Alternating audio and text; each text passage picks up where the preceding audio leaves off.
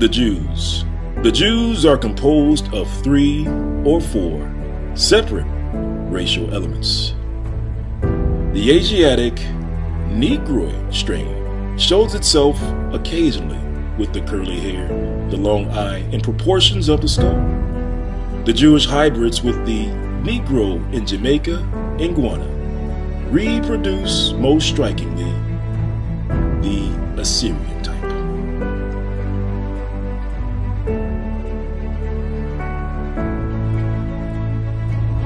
You see, Jews were called Negro, which is the Spanish and Portuguese word for black.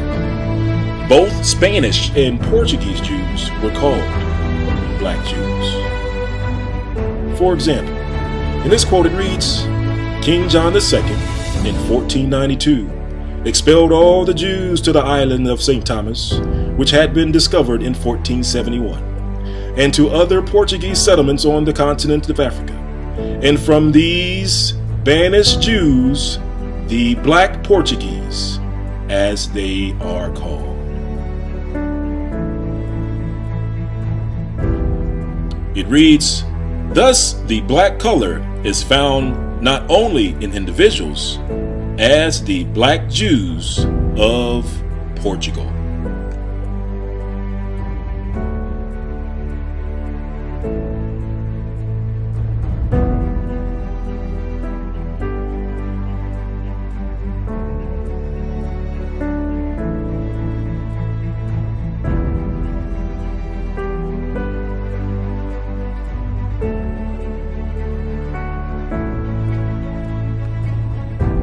And it reads, "'Tis also a vulgar error that the Jews are all black, for this is only true of the Portuguese Jews, who marrying always among one another, beget children like themselves, and consequently the swarthiness of their complexion is entailed upon their whole race, even in the northern regions." Now notice how first-hand accounts line up with Bible verses such as Lamentations chapter 5 verse 10, where it reads, "Our skin is black like an oven because of the terrible famine." Now, not only did Europeans refer to the Jews as black, Arabs also referred to the Jews as black. Now, the Arab word for black is referred to as Sudan. S-U-D-A-N. The following references read, the Arabic word for blacks is Sudan. And then the reference at the bottom reads, they call it Balad Sudan, which means land of the blacks.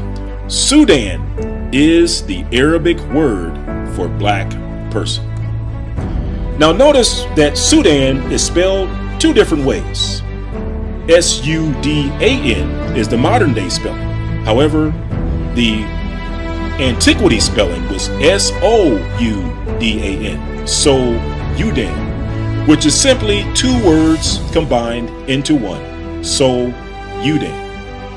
Now, let's use Google Translate to look up the meaning of the words So-U-Dan.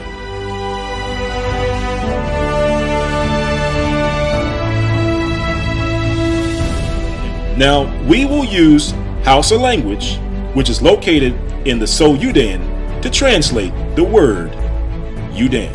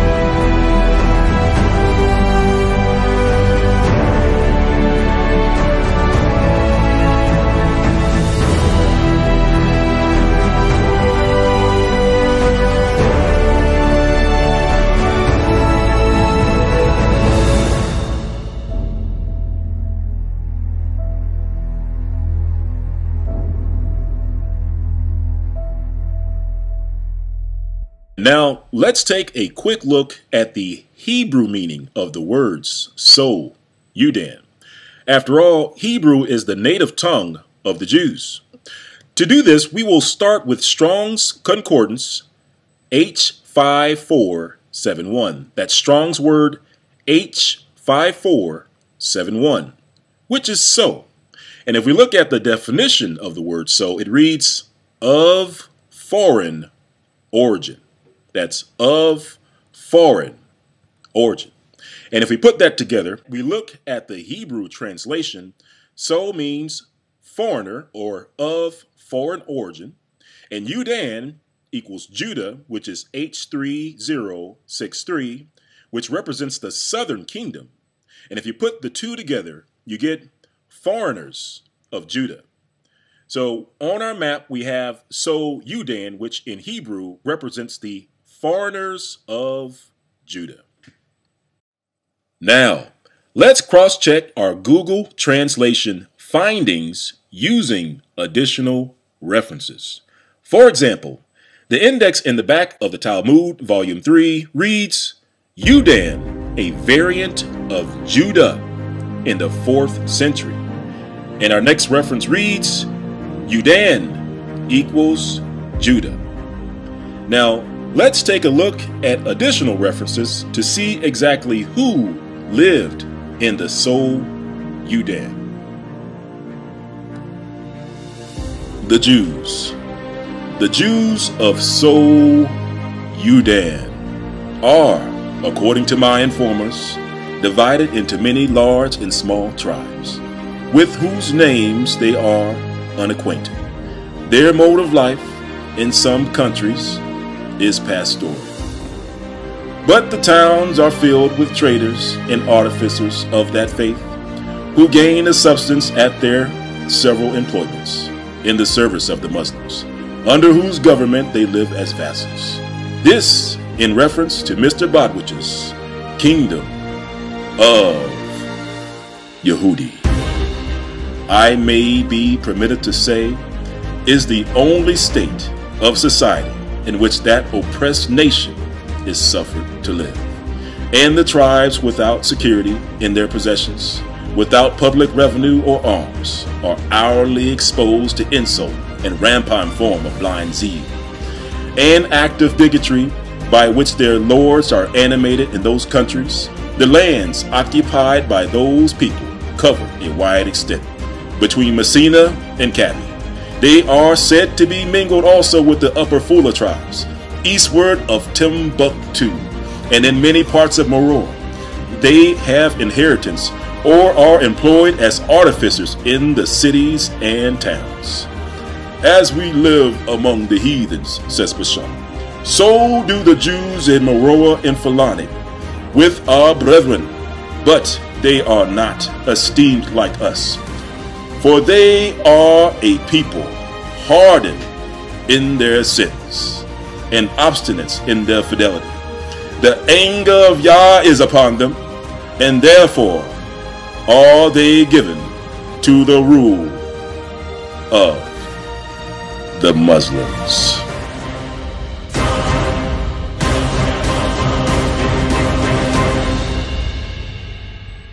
The Arab Bashar goes on to describe the Jews as brown colored instead of the black color of the Ashanti. The Arabic word So Yudan and the word Negro, which is the Portuguese and Spanish word for black, were bywords that were used to describe the Jews or the house or tribe of Judah. Now, this was foretold in Deuteronomy chapter 28, verse 37, where it reads, And thou shalt become an astonishment, a proverb, and a byword among all nations, whither Yah shall lead thee. Now, we will discuss another byword for the Jews, or for the house of Judah. It's one of the more controversial bywords. It's a byword that today causes hurt and pain and often great sadness. However, this controversial byword can be used to identify the true identity of the so-called African American today. The byword is spelled N-I-G-G-E-R. It was a byword used to identify slaves that were captured in the Niger Delta region.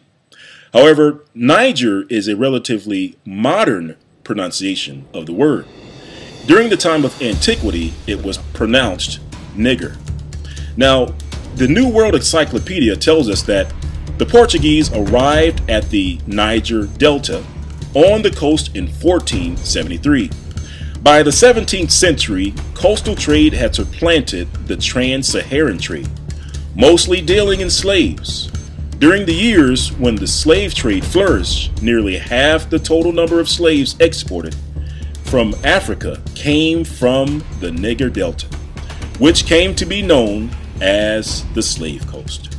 Next, let's read about the people that were taken as slaves who lived in the Niger River region. This next reference comes from John Ogilby of London, who was the official cosmographer and geographic printer of King Charles.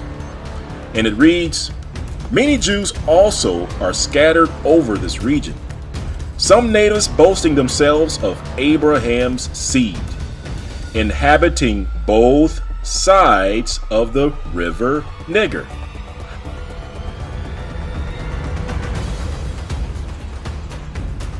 Others are Asian strangers who fled thither either from the desolation of Jerusalem by Vespasian, or from Judea, wasted and depopulated by the Romans, Persians, Saracens, and Christians, or else such came out of Europe, whence they were banished, out of parts of Italy in the year 1342, out of Spain in the year 1462, out of the Low Countries in 1350, out of France in 1403, out of England in 1422. These all differ in habit and are divided into several tribes, having no dominion, though both wealthy and numerous, but despised of all nations, and so abominated by the Turks that they are not permitted to be Mohammedans, unless first baptized, and then no otherwise made use of than to receive their customs and to gather their taxes." Skipping to the bottom paragraph, it reads, "The idolaters are numerous in Negro land, Upper and Lower Ethiopia, and towards the great ocean, except, as we hinted before, some few who by the industry of the Portuguese and the Spain have been converted and baptized in several places." In case you're wondering, who are these black Jews living in the Niger River Delta region on the west coast of Africa? We need look no further than another book authorized by the official cosmographer and geographic printer of King Charles himself. This comes from a book called America, An Accurate Description of the New World by John Ogilby. On page 574, it reads that John III, King of Portugal, sent a colony thither above 200 years before, whom though the unwholesome air destroyed, yet the place was not left desolate. For he sent new inhabitants, who first settled Guinea, next in Angola, and lastly on the island of St. Thomas, that so they might be better used to the air. That the said king sold all those Jews for slaves that refused to embrace the Roman religion, and caused their children to be baptized, from whom, coming thither in great numbers, most of the present inhabitants were descended. So according to John Ogilby of London, the children of the Jews that refused to embrace the Roman religion were placed on the west coast of Africa in great numbers, most of which the present inhabitants were descended. In being baptized, a mark was placed on their hands and on their foreheads. As we read, the cardinals that was to obfuscate being come with the canons of that church. The ceremony was begun with blessing the water. After the proselytes, presented by their godfathers, advanced everyone in his turn and declared their desire to be baptized, then they leaned over the front. The cardinal baptized them, pouring water on their foreheads out of a large silver spoon, and gave them their names.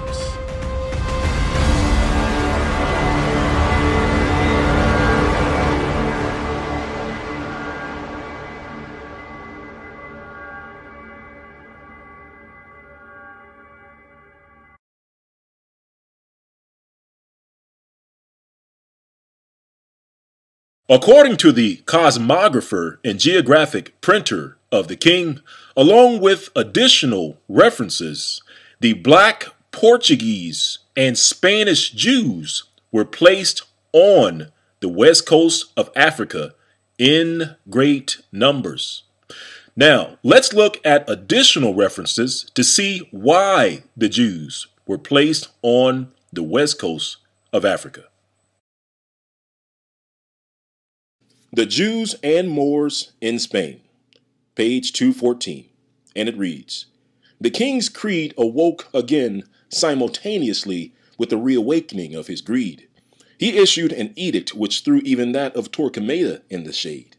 All Jewish children below 14 years of age were torn from their parents' arms, dragged into the church, baptized. Those under 3 years of age were given to Christians to receive a Christian education, or in other words, to be raised as slaves.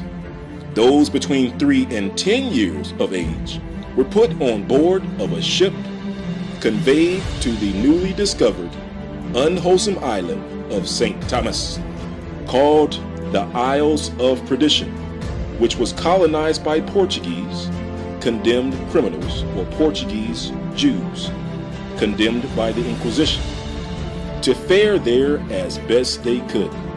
Those between 10 and 14 years were sold as slaves.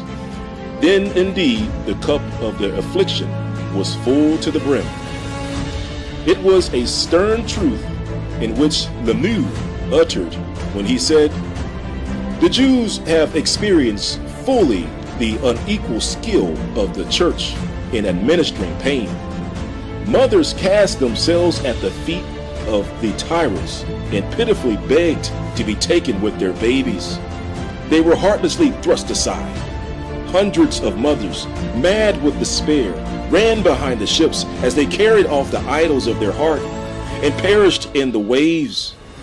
The serene fortitude which the exiled people had borne so many and such grievous calamities gave way at last and was replaced by the wildest paroxysms of despair. Piercing shrieks of anguish filled the land. Childless and heartbroken and brokenhearted, they now sought to leave the land, but they were told that they had forfeited their right, and they were given the choice between baptism and slavery. Thousands, after enduring all that they did, after leaving the beloved Spain and all their wealth and ease, submitted to baptism now, in the hope of being reunited with their children. Thousands were sold as slaves. Yet, prior to being sold, they were submitted to tortures, cruelties, outrageous too revolting, too repulsive, too heartrending to be here narrated. Now, to pause here just for a moment, just keep in mind that these were black Portuguese and Spanish Jews. as the previous references have pointed out. All right, as we continue, terror seized upon the native Portuguese Jews when they helplessly beheld the cruelties to which their Spanish brethren were subjected. They knew then themselves could not escape the wrath of the church much longer. They thought of flight, and well had it been for them had they made their escape then. While they were making secret preparations, John II died, 1495. He had been afflicted on the very day when the ships laden with the Jewish exile children set sail for the isle of the condemned criminals with a strange, painful malady, and had lingered ever since. So King John II, who shipped the children of the Jews to the west coast of Africa, became sick the very day that the ships departed from Portugal. Let's keep reading. It says, his own promising son and successor preceded him into the grave. His cousin Manuel ascended the throne. He was the counterpart of his predecessor, kind-hearted, a promoter of learning, eager to further the interests of his country by discoveries abroad and by commerce at home. Immediately, he disenfranchised the Jewish exiles sold into slavery, promised to recall the condemned children, and issued an edict in which he commanded kind treatment to the Jews and prohibited accusations against them. In their great joy, the native Portuguese Jews sent an embassy to him, offering him large sums of money voluntarily as a token of their gratitude. The king thanked them, reassured them of his goodwill, but refused to be paid for human kindness. But again had destiny decreed that a woman was to play an ignoble part in the tragic history of the Jews.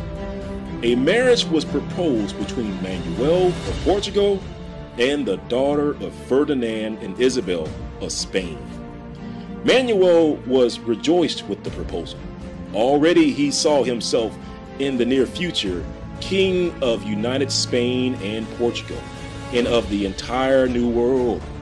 But Satan stepped between, dipped his pen in gall, and writing the marriage contract, demanded as one of the conditions the immediate expulsion from Portugal of all the Jews, both natives, which is the Portuguese, and exiles, which were the Spanish.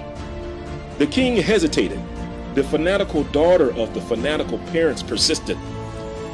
Argument made her more vehement. Torquemada might as well be proud of his pupil. The possession of vast empires and of the most powerful crown of Europe tempted and the temper conquered. He had purchased his right to the princess of Spain at a sacrifice of thousands and thousands of lives, and with the destruction of the very pillars of his nation's prosperity. On the 30th of November, 1497, the marriage contract was signed. And on the 20th of the following month appeared the edict of the expulsion of the Jews from Portugal. The scene of mourning and wailing, heartrending cries which resounded in Spain re-echoed in Portugal, only the more painful because of the terrible knowledge that they had since acquired of the meaning of the word expulsion. Manuel soon regretted his signing away his most industrious, most intelligent, and most prosperous citizens, but the marriage contract held him fast, and the Spanish queen kept a watchful eye on him, and Torquemada upon both. The prospective vast empire and Spanish crown still dazzled his eyes. He planned a strategy. He thought he could force the parents to embrace Christianity and to remain if he once succeeded in getting all their children into his power and into the Christian faith. He gave secret orders for the repetition of the atrocious crime of having all children under 14 years of age, seized from their mother's bosom and father's arm, dispersed through the kingdom to be baptized, and brought up as Christians. The secret became known. Portugal again re-echoed the wails of stricken ones. Frantic mothers threw their children into deep wells or rivers. Mothers were known to take their babies from their breast and tear them limb from limb, rather than resign them to Christians. They would rather know the bodies of their children in the grave and their released spirit in heaven than have them adopt a faith into which Satan sent his friends. With all the parents' opposition, the king's order was executed. Many accepted baptism, but not enough to please the king, and to wreak vengeance upon them for thwarting his wishes, he revoked his edict, seized all who had not yet fled, and sold them for slaves.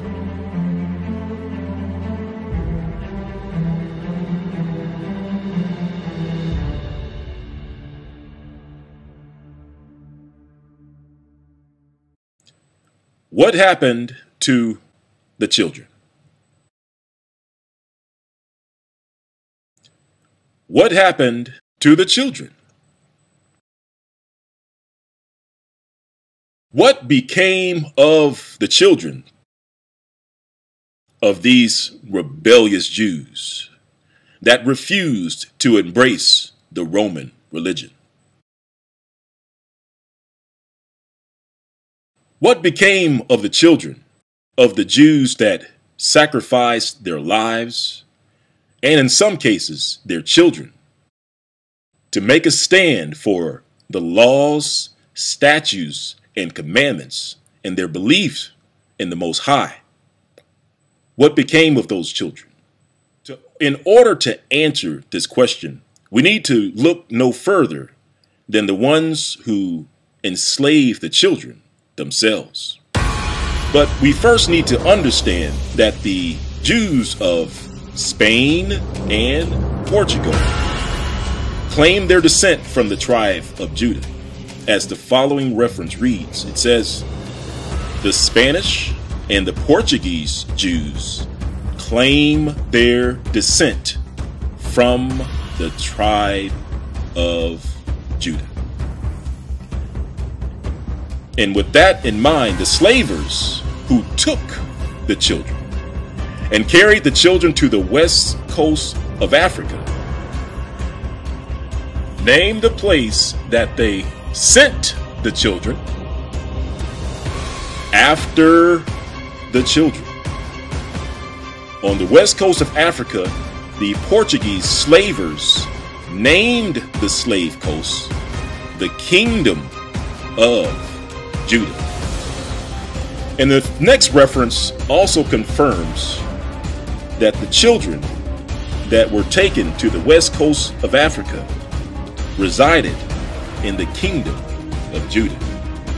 As the following quote reads, it reads, Wida or Judah or Ajuda is a city old, frequented since the 16th century by the Portuguese slavers who gave it its name. Its inhabitants were said to be Judaic, and they were indeed considered as a remnant of the scattered tribes of Israel. And the next quote reads, east of the Great Popo begins the Dahomey territory, guarded by the important town of Gliwice, known to Europeans by various names of Fida, Hueda, Wida, Wida. The old writers called it Judah, and its inhabitants were said to be Jews, while the neighboring river, Alala, whose real name was Ephraim, during the flourishing days of the slave coast, from 16 to 18,000 were annually transported from Judah, as the Portuguese called this place?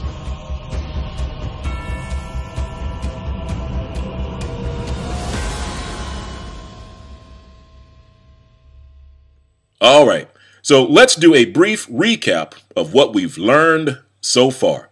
We learned that the Portuguese shipped the children of the rebellious house of Judah, or the tribe of Judah, who refused to embrace the Roman religion.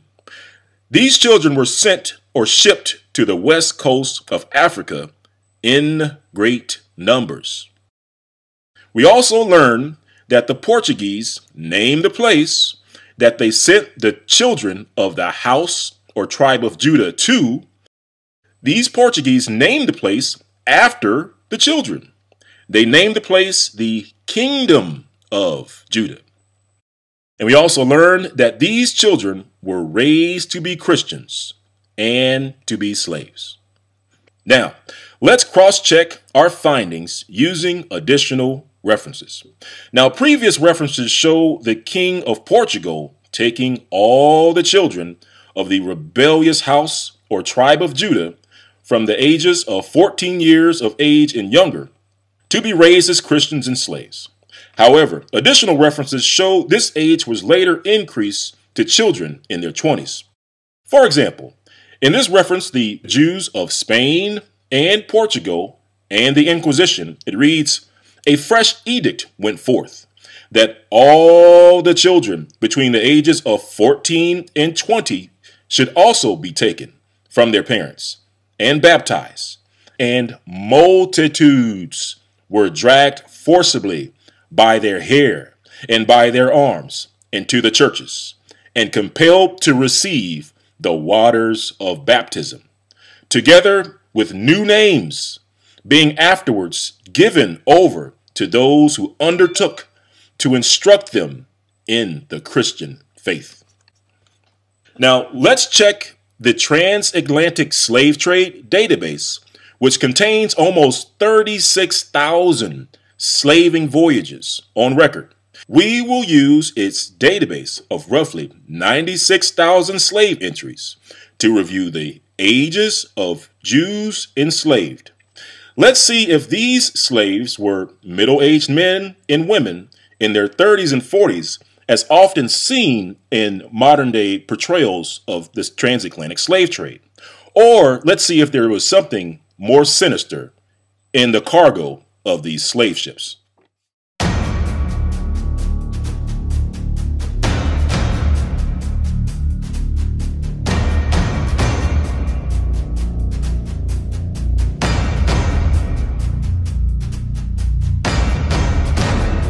According to the Transatlantic Slave Trade database, the number of slaves above the age of 30 was only 6 to 7%.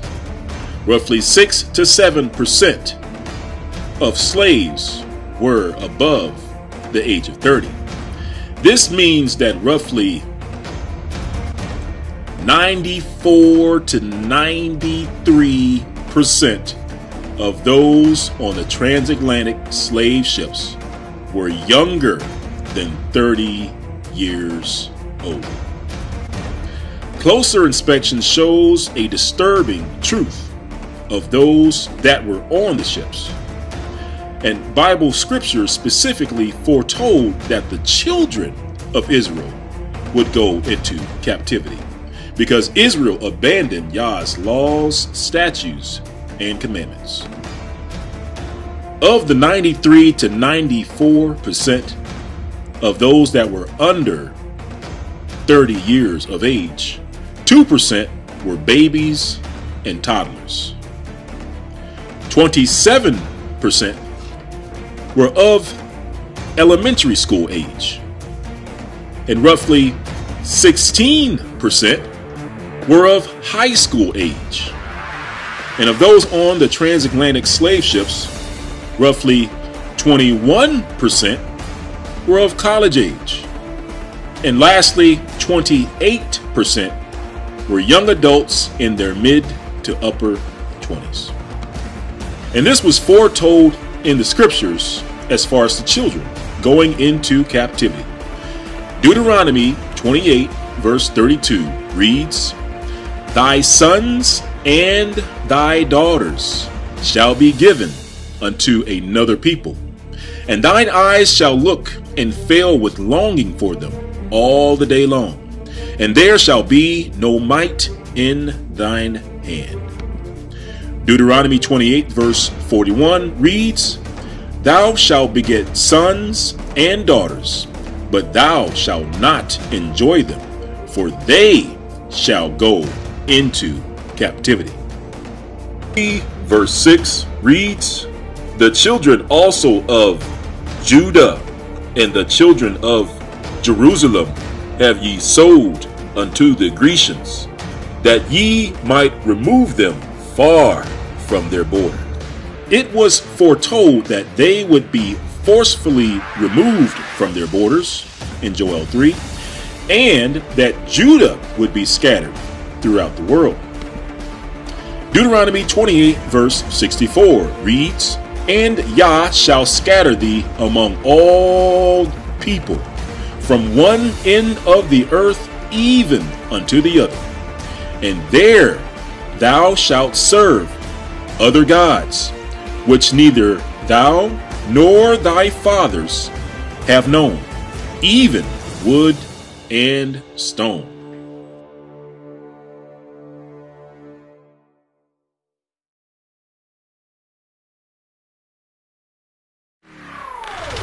Now, according to the scriptures, the children of Judah were scattered across the four corners of the earth into slavery. And as the references stated time and time again, they were to be raised as Christians and slaves, as the following references confirm. The top references read, "To receive a Christian education," or in other words, to be raised as slaves. Or our next reference at the bottom reads, "Sold all those Jews for slaves that refused to embrace the Roman religion, and caused their children to be baptized." And this is the baptism into Christianity. And it says, "From whom these children coming thither," which is the west coast of Africa, "in great numbers, most of the present inhabitants were descended." Now, the children of the rebellious house of Judah, who refused to embrace the Roman religion, were raised in the Christian doctrine. These slaves, shipped to the New World, learned the principles of their new faith from their masters. As the following quote reads, it reads, "We had the best mistress and master in the world. They was Christian folk, and they taught us to be Christian-like too. Every Sunday morning, old master would have all us to the house, while he would sing and pray and read the Bible to us all. Old master taught us not to be bad. He taught us to be good. He taught us to never steal or nor to tell false tales, and not to do anything that was bad. He said, you will reap what you sow, and that you sow it single and reap it double. I learned that when I was a little child, and I ain't forget it yet. When I got grown, I went the Baptist way. God called my papa to preach. Old master let him preach in the kitchen and in the backyard under the trees. On preaching day, old master took his whole family and all the slaves to church with him. Now, in addition to learning to never steal and to never tell false tales, they were also taught that the laws, statutes, and commandments of the Most High were done away with. They were also taught new holy days and to disregard the holy days of the Bible. And they were also taught that they were the descendants of Ham which is Gentiles, instead of being the children of Israel. The next reference reads, Pope Pius V, by nature a sinister ecclesiastic, delighting in persecution, who treated Jews as the cursed children of Ham, was succeeded by Gregory VIII, who had been skillfully trained to fanaticism by the Jesuits and Tridentine monks. As regard Jews, Gregory was a most consistent follower of the cruelty of his predecessor. In summary, the children received a Roman makeover, courtesy of the Pope, the one who calls himself the Vicar of Christ, which means the replacement of Christ, whose name equals 666, which is the number of Satan. They caused the children of Judah to embrace the very religion their forefathers died and often made great sacrifice opposing. Now, you may wonder, what is the difference between these new Roman Christian Jews and the Israelites of old? Well, let's take a closer look.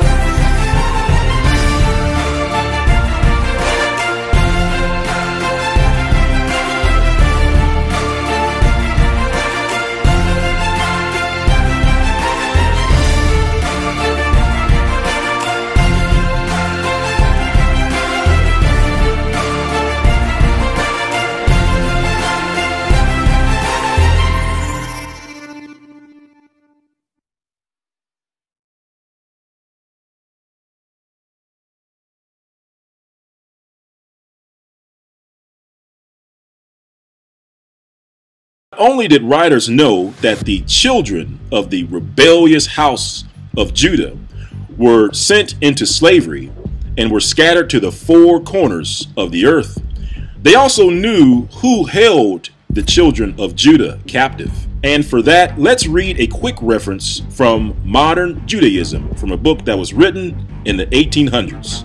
And it reads, first, that the descendants of Esau, the sworn enemies of the descendants of Jacob, even to the end of the world, were at first a small nation, inhabiting Mount Seir and the adjacent country, contiguous to the land of Canaan, that they were easily confined within their own limits, as long as the Israelites enjoyed a great and formidable empire in Canaan.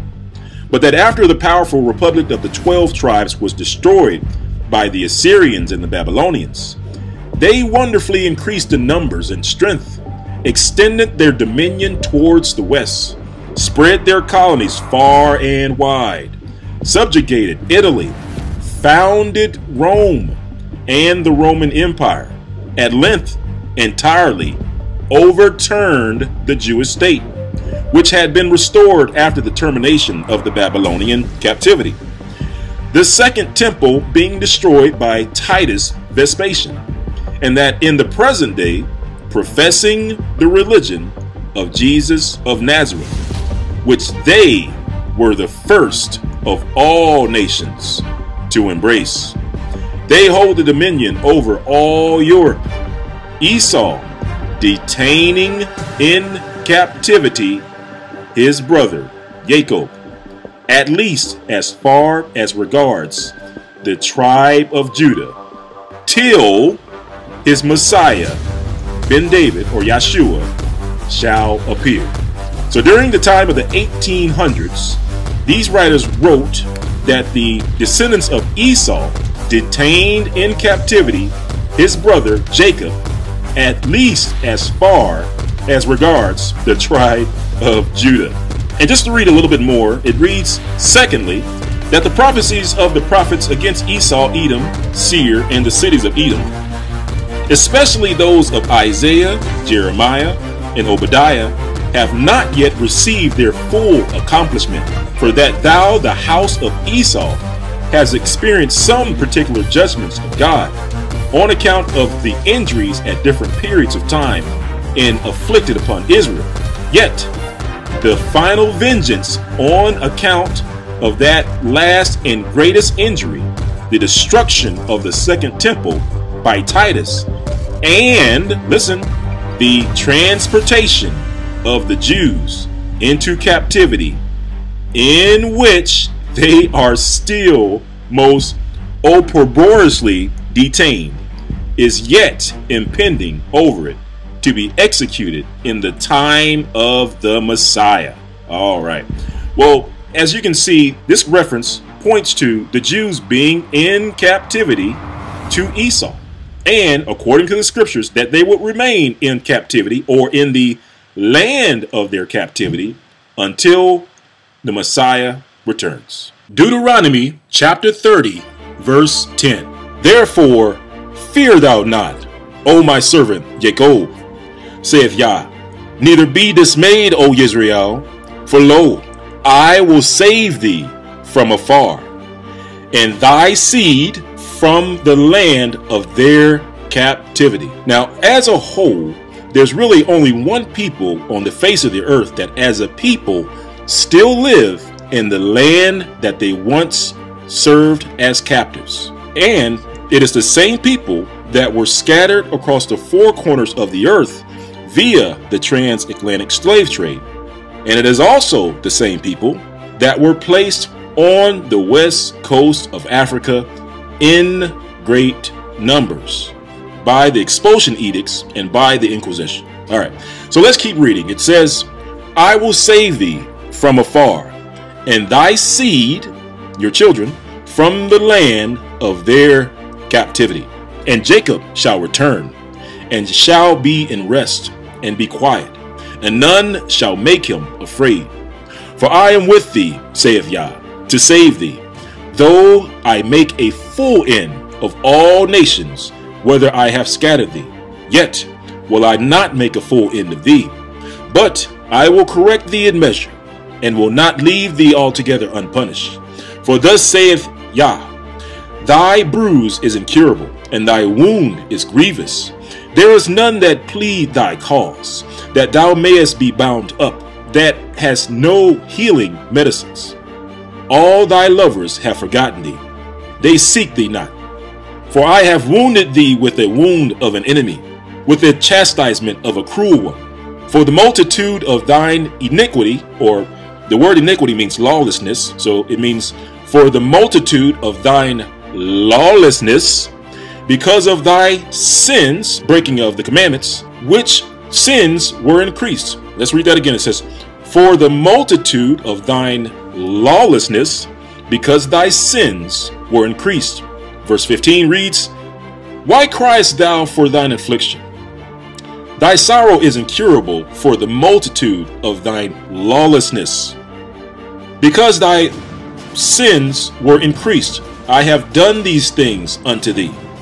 Therefore, all they that devour thee shall be devoured. All thine adversaries, every one of them, shall go into captivity. And they that spoil thee shall be a spoil. And all they that prey upon thee will I give for a prey. For I will restore health unto thee. I will heal thee of thy wounds, saith Yah. Because they called thee an outcast, saying Yah, this is Zion, whom no man seeketh after. Thus saith Yah, behold, I will bring again the captivity of Jacob's tent, or the freedom, and have mercy on his dwellings. And the city shall be built upon her own heap, and the place and the palace shall remain after the manner thereof. And out of them shall proceed thanksgiving, and the voice of them that make merry. I will multiply them, and they shall not be few. I will also glorify them, they shall not be small. Their children also shall be as aforetime, and their congregation shall be established before me. And I will punish all that oppress them, and their nobles shall be of themselves, and their governor shall proceed from the midst of them. And I will cause him to draw near, and he shall approach unto me. And who is this that engaged his heart to approach me, saith Yah? And you shall be my people, and I will be your Elohim. Behold, the whirlwind of Yah goeth forth with fury, a continuing whirlwind. It shall fall with pain upon the head of the wicked. The fierce anger of Yah shall not return until he have done it, and until he have performed the intents of his heart. In the latter days you shall consider.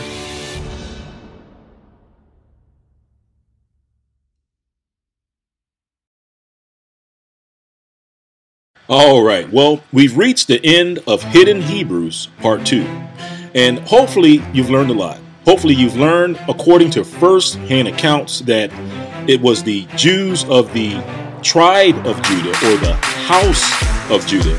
Their children were placed on the west coast of Africa in great numbers because their parents refused to embrace the Roman religion. And these children were to be raised as Christians and as slaves. And through the transatlantic slave trade, these children were shipped to the four corners of the earth. And that to this day they live in the lands in which they were once held captives until Christ returns. Now until then, the children are charged to live peacefully among men, and above all, turn back to the laws, statutes, and commandments as best they can. And of course, have faith in Christ. All right, well, hopefully you enjoyed the video. If so, please click like and subscribe, and have a great day, and shalom.